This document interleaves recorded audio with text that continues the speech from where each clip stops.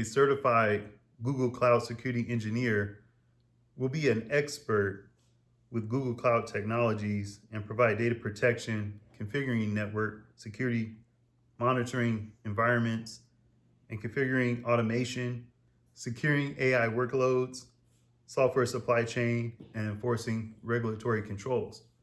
So, depending on the size of your company, whether you have 10 servers or 100 servers, being able to automate certain security controls and being able to centrally manage your network security defense is an absolute must in order to get the most return on investment from your cybersecurity team. The Cloud Security Engineer exam will test your knowledge and capability to configure access, ensure data protection, support compliance requirements, secure communications, and establish boundary protection, and manage operations. And the key one there for me is secure communications and boundary protection. Some of the biggest concerns in cloud security are data loss prevention and disclosure of information to non-authorized parties. So if you get the certification and prove you can protect the company's sensitive information, your value is going to be extremely high. For this proctored exam, you will have 2 hours to complete 50 to 60 questions. And this is available right now in English or Japanese. And to sit for the exam itself is only $200.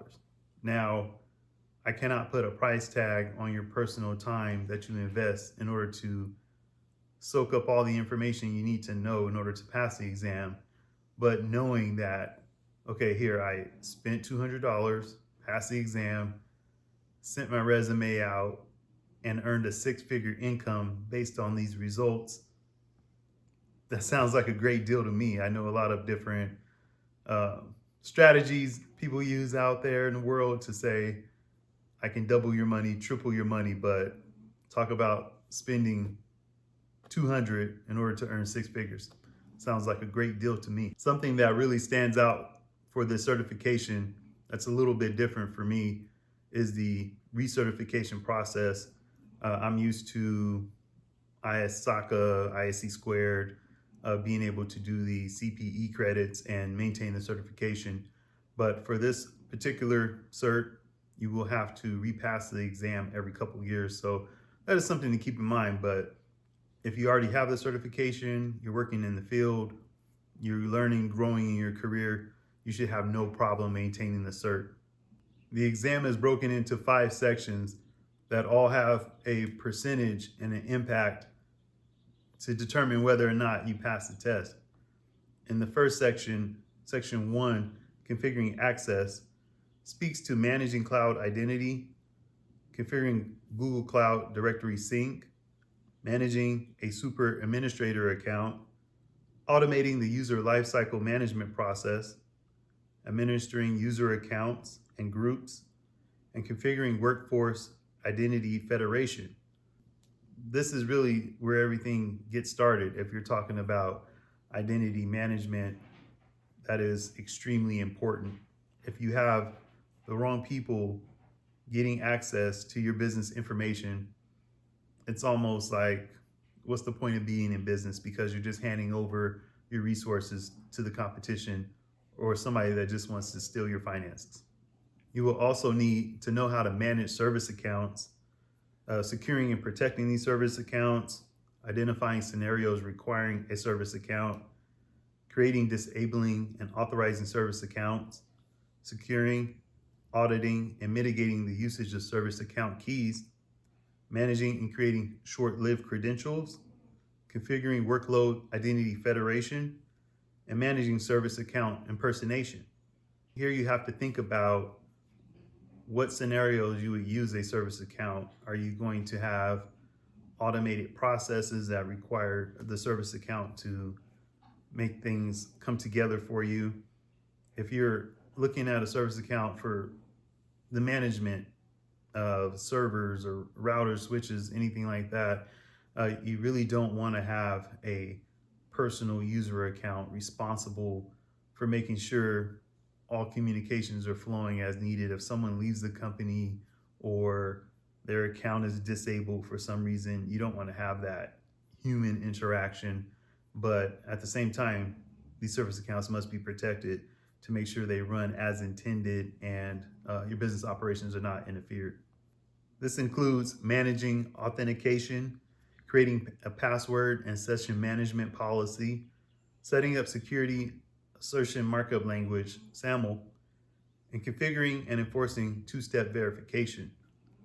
If you have someone come in and enter their username and password and that is successful, next you can prompt them with a capture screen that asks them to click on bicycles or trains or bridges, whatever it takes in order to show it's not just some kiddie script that's trying to break into the system or crack an account. You're actually having that individual interaction that goes beyond just populating those username and password fields.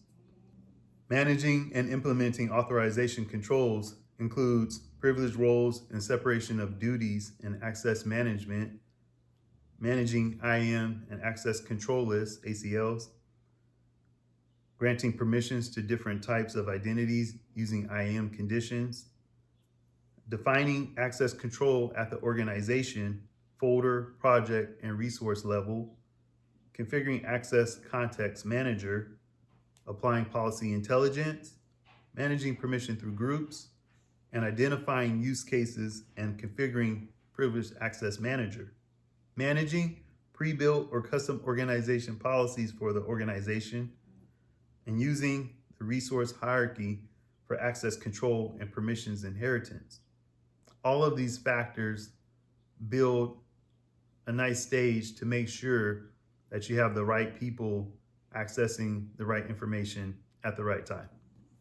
Section 2 speaks to securing communications and establishing boundary protection, designing and configuring perimeter security, configuring network perimeter controls, setting up application layer inspection, differentiating between private and public IP addressing, configuring web application firewalls, deploying secure web proxy, configuring cloud DNS security settings, and continually monitoring and restricting configured APIs. While the certification requires you to be able to handle account access controls, identity access management, that could be a completely separate role on a cybersecurity team to the person that's handling the requirements of this section. When you're looking into boundary protection, endpoint protection, different things of that nature, somebody who's actually configuring and managing firewalls, web application firewalls, that is a large undertaking. And if the size of the company calls for it, you'll have a cybersecurity team with someone specifically handling these job roles. Configuring boundary segmentation includes security for VPC and considering use cases for when a VPC may be useful within your business. So boundary segmentation is going to look at protecting particular assets and putting servers and resources in particular groups and segments where if one area is compromised, the impact or level of damage is not going to be as bad as it could be in another area. Or if you just had all of your information consolidated into one database that's just prime for the picking, that's something you definitely want to be intelligent about and work smart to protect and defend. Establishing private connectivity for Google Cloud Security involves designing and configuring private connectivity between VPC networks, designing and configuring private connectivity and encryption between data centers and VPC, establishing private connectivity between VPC and Google APIs, and using Cloud NAT to enable outbound traffic. So this is absolutely zoomed in on private connectivity. We're all operating on the internet. Data is flowing between different internet service providers, and what's to say the message you intended to send to company A is not intercepted by a malicious attacker and used for purposes other than what you had intended. So, privacy, encryption, these things are all essential to doing business and knowing that your data is secure. Section 3 of the exam, ensuring data protection, really emphasizes protecting sensitive data and preventing data loss, configuring sensitive data protection, restricting access to Google Cloud data services, securing secrets with Secret Manager, and protecting and managing compute instance metadata, managing encryption at rest and in use, identifying use cases for Google default encryption, determining when to use software and hardware keys, creating and managing encryption keys, applying encryption methods to various use cases, configuring object lifecycle policies for cloud storage, and enabling confidential computing. Section 3 ends with securing AI workloads and speaks to implementing security controls for AI and determining security requirements for various types of training models. Section 4, managing operations, talks about automating infrastructure and application security, automating security scanning for common vulnerabilities and exposures, CVEs, configuring binary authorization to secure GKE clusters, automating virtual machine and container image creation, and managing policy and drift detection at scale. The one that really stands out here for me is automating security scanning for CVEs. There's been many times in my career where, as part of my job, I would configure vulnerability scanning, and that does take some time. You're looking at setting up configuration for the actual scanning device server and looking at what we want to scan, what CVEs we want to apply. If it's a Microsoft environment, Cisco environment, different considerations there, and putting in the different subnet information and making sure you have access and you can scan all of your resources. It could be a time consuming and sometimes complicated job when troubleshooting reasons why you can't scan or why the results aren't coming out as expected.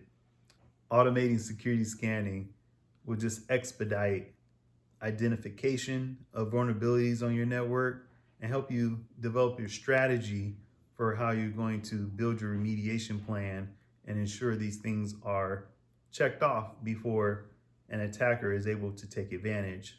Section 4 goes in depth on configuring, logging, monitoring, and detection, configuring and analyzing network logs, designing an effective logging strategy, logging, monitoring, responding to, and remediating security incidents, designing secure access logs, exporting logs to external security systems, configuring and analyzing Google Cloud audit logs, configuring log exports, and configuring and monitoring Security Command Center.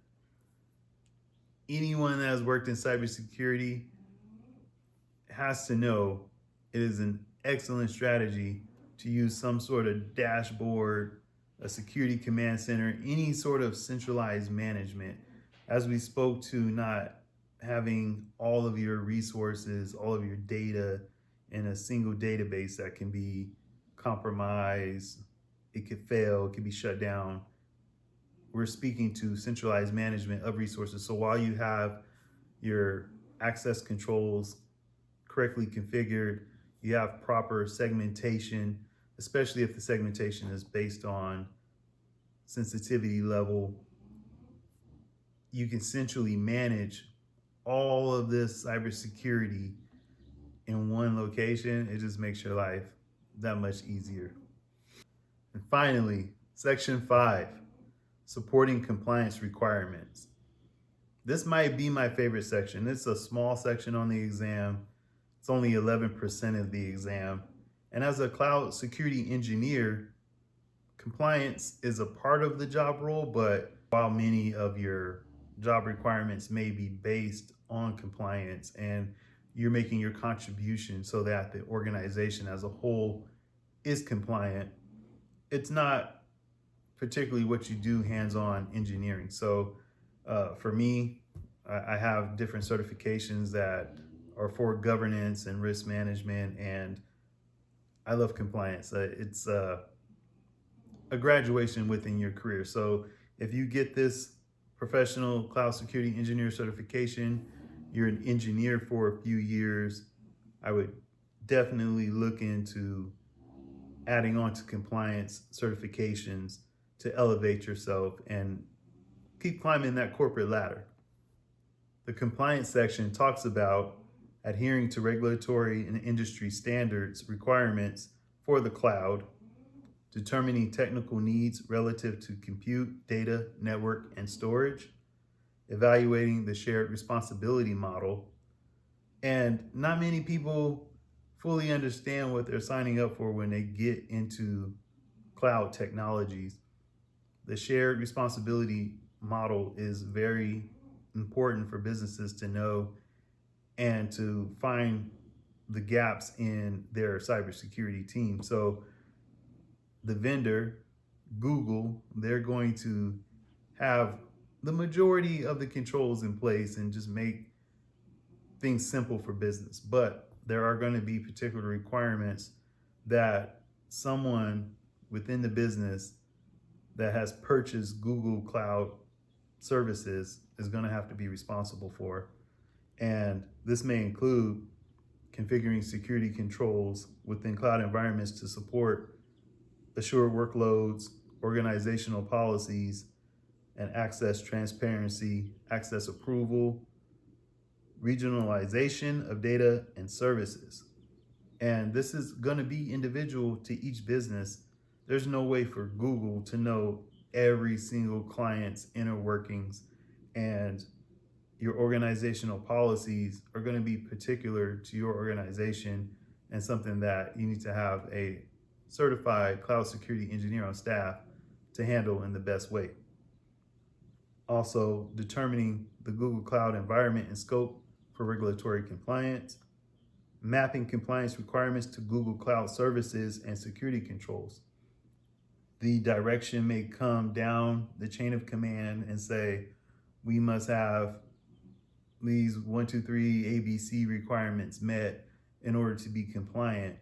But someone that is the chief financial officer or even the chief executive officer, they're not going to have hands-on experience, knowledge, and training on applying security controls to make sure that you're compliant and business operations continue without a bump in the road.